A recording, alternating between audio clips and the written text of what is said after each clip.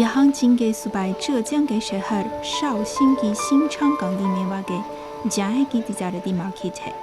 सुबह सवेरे ही मकामी किसान और जिन भर से आए हुए ताजिर यहाँ जमा होते हैं।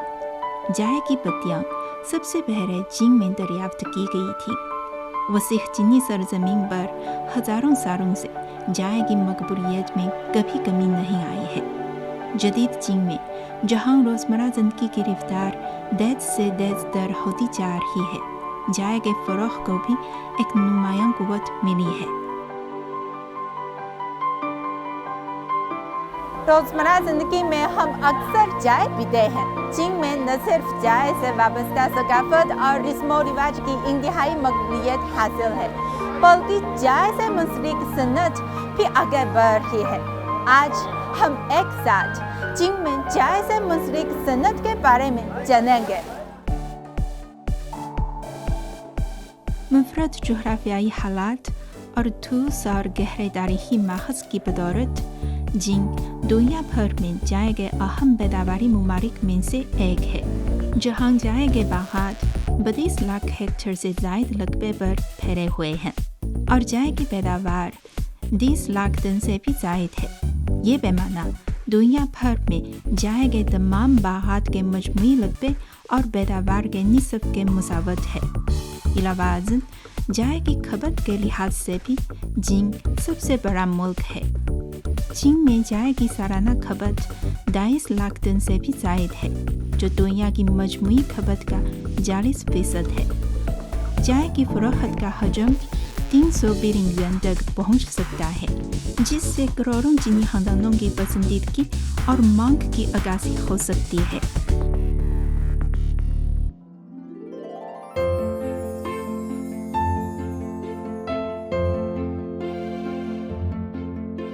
पैदावार फ़रोख्त की शर्त है। चाय से मुंसलिक सनदी चेन का आगाज़ चाय के बागात से होता है। यहाँ चीन के सूबाई ज़ेजियांग के पहाड़ी इलाके में वाक़ चाय का एक बाग है। ये आर्टिस्ट इस वक्त चाय के पौधे चुनने में मसरूफ़ है। थोड़ी देर के बाद इन ताज़ा पौधों को नज़दीक में वाक़ एक मॉडर्न फैक्ट्री तक पहुँचाया जाएगा।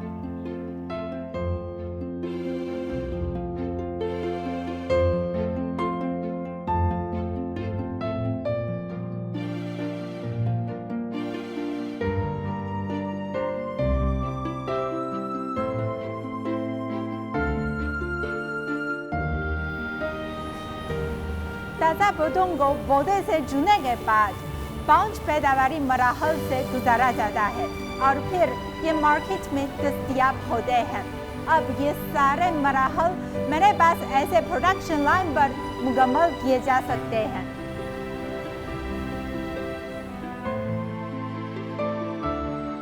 ये चाय तैयार करने वाला कारखाना है। चाय की पत्ती प्रोडक्शन लाइन तक पहुंचाई जाती है। यहाँ कारकुन मुख्तलिफ मशीनों की मदद से जो चाय तैयार करने के मुख्तलिफ मराहल के लिए दस्तयाब हैं, चाय तैयार करते हैं। पैदावार और प्रोसेसिंग के तमाम मराहल के बाद चाय की तैयारी मुकम्मल होती है और मार्केट में फ़रोख्त के लिए इसे पैक किया जाता है।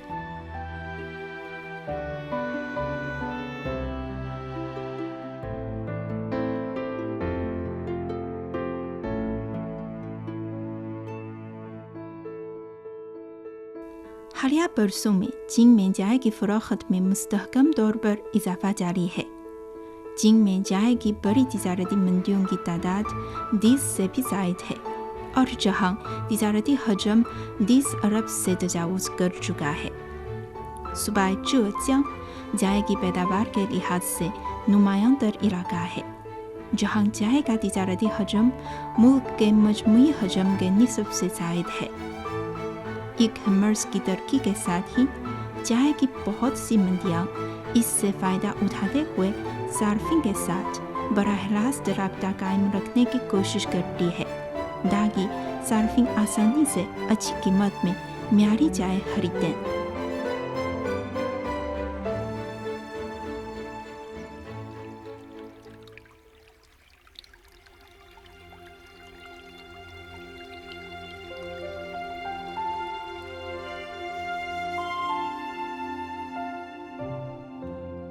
چائے کے پودے کی قدر صرف اتنی ہی نہیں، حالیہ برسوں میں سیاحتی پروگرام کی ترقی کے ساتھ ہی چائے سے وابستہ سیر و سیاحت کے پروگرام بھی فروغ دے رہے ہیں۔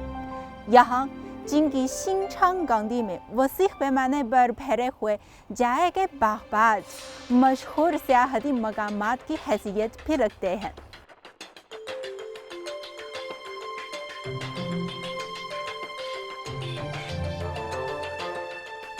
حالیہ برسوں میں چین میں چائے کے اہم پیداواری علاقوں میں چائے سے وابستہ سیر و سیاحت کو بھی فروغ دینے کی کوشش کی جا رہی ہے۔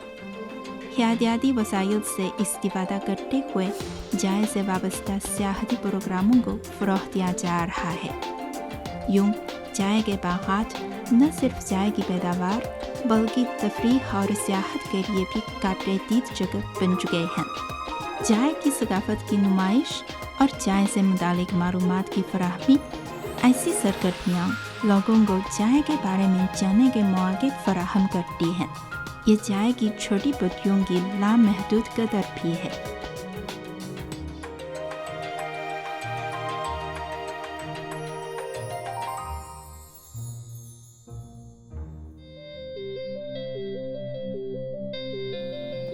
چین کی چائے نہ صرف اندرونی مارکیٹ میں مقبول ہے بلکہ بیرونی ممالک میں بھی انتہائی مقبولیت حاصل کر چکی ہے۔ کہا جا سکتا ہے کہ چینی چائے کی خوشبو دنیا بھر میں محسوس کی جا سکتی ہے۔ چھوٹی سی پتی نہ صرف باعث سے کروڑوں گھروں تک پہنچائی جاتی ہے بلکہ چین سے دنیا بھر کو بھی جا رہی ہے۔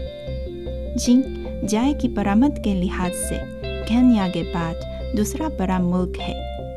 حالیہ 5 سالوں میں چین نے چائے کی برآمد کا پیمانہ 3,50,000 ٹن برقرار رکھا ہے۔ برآمدی حجم میں اضافہ ہو رہا ہے اور مالیت 2 ارب امریکی ڈالر سے بھی زائد ہے۔ لاکھوں ٹن چائے چین سے دنیا کو فروخت کی جاتی ہے، جن میں سے افریقہ، ایشیا اور یورپ 3 اہم منڈیاں ہیں۔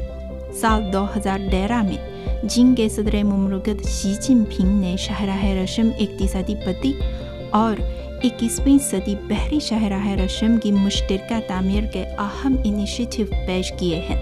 اس کی روشنی میں چین اور دی بیلٹ اینڈ روڈ کے لگے ممالک کے درمیان چائے کی تجارت بھی بڑھ رہی ہے۔ قدیم زمانے کی شاہراہ ریشم کی پرانی تاریخ نئے عہد میں ایک نئی کہانی بیان کر رہی ہے۔ آج چین کی برآمد کردہ چائے کا 25% دی بیلٹ اینڈ روڈ کے لگے ممالک کو جاتا ہے۔ وسیع پیمانے پر چائے کی کاشت، مشینی چنائی، بہتری پروسیسنگ اور چائے کی بین الاقوامی فروخت نہ صرف چین کی چائے کی صنعتی جدیدیت کی رفتار کو تیز کر رہی ہے بلکہ نئے دور میں چائے کی ثقافت کو نئی توانائی بھی فراہم کر رہی ہے، جس سے چائے کے ورثے کو نئی پہچان مل رہی ہے۔